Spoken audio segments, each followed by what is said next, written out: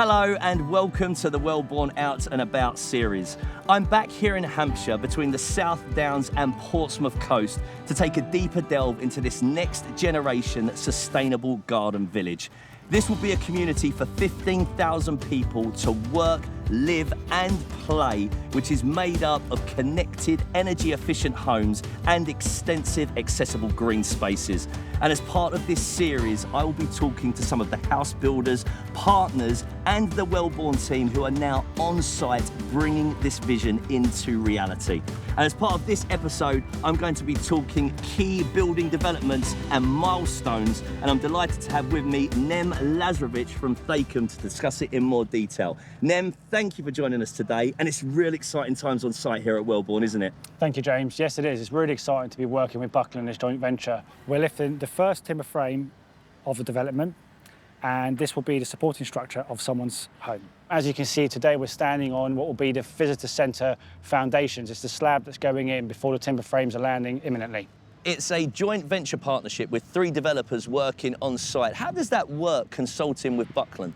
So we're following a design code that's been brought up with Pentreath, so we're all working towards one same goal. And we're standing here within the Chesterfield neighbourhood. What kind of houses are you guys working on? So we're working with a Georgian feel. We've got detached houses that we're looking straight down our left here, big 4-bedroom detached homes. And within the courtyard, we're also working with sort of terrace houses. So it's a real mix of property. It's not just one type. At Thakeham, we typically use timber frame construction. This will not only be more energy efficient home at the end, but also a more sustainable way of building. And so people can understand exactly where this is on site. Give us an idea, where does Chesterfield sit holistically on the Welborne site? So currently the Chesterfields will overlook the Welborne Park, which is looking over towards Knoll. To the north of us here, we've got Dashwood, and to the south is the M27. Where are we at with these houses, and what kind of considerations have to be made specifically when we think about the structure of them? So we've had extensive ground investigation reports done on the development. What we're currently standing on is traditional strip foundations, so it gives you a more sustainable developer.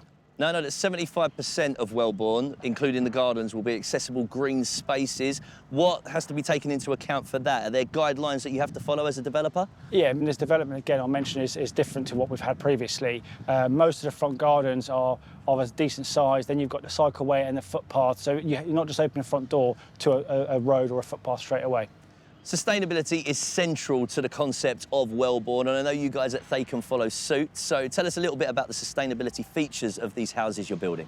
Massively, you're right, James. You know, we're very keen on carbon net zero, and that's exactly what we're delivering on this development. We've got insulated floor beams, we've got denser insulated walls and ceilings. That, coupled with the PV solars that we're putting on the roofs, is all that adds up to our carbon net zeros that we're delivering today.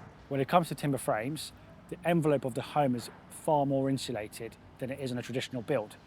On a timber frame, the insulation's inside the walls, whereas a traditional build, you have it within a block in a brick construction. It's just far more better insulated. And there's electric points for every home on Welborne as well, I Every believe. single home will have an electric car charger, yes. There's this innovative water pump system that's going to heat and cool the houses on Welborne. Any considerations or things that have to be taken into account in the ground for the homes here? Yeah, so we've holistically worked with the developers in Rendesco across the whole scheme to understand what's the best heat pump to use and how to best make use of this equipment. And, you know, the cooling you mentioned is one wonderful thing. You're already having a system in there that's working, and it can cool, so why not use it and give the homeowners the luxury of the cooling in a warmer month. No need for that extra expense of air conditioning units. Absolutely not, no. Of course, it's the people that make the community, and we know that at Welborne. So when can we expect the first residents to move in? So the roads are already in, the foundations are going in.